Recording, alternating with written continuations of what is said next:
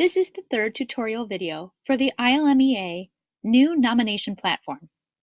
In this tutorial, we'll discuss billing. From your dashboard, make sure that you're under the school for which you would like to view billing. At the bottom, you'll find the link that says Billing, and it'll take you to the billing page. Links in blue with white check marks indicate you've completed the payment for that section. Note that we have 3 outstanding audition entries.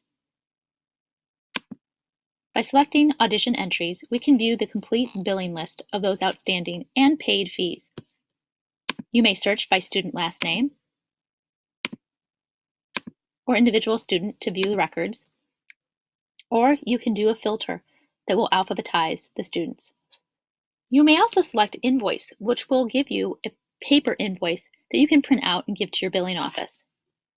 You may use the Select All button or check individual students for which you'd like to pay online. This will list all of the students that will be applied to this payment. You may enter your card information and the email where you would like the receipt sent.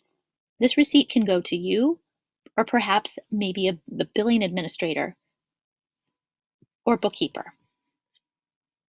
After you submit your payment, you'll see that students who are listed as paid will be at the bottom of the list, marked as paid.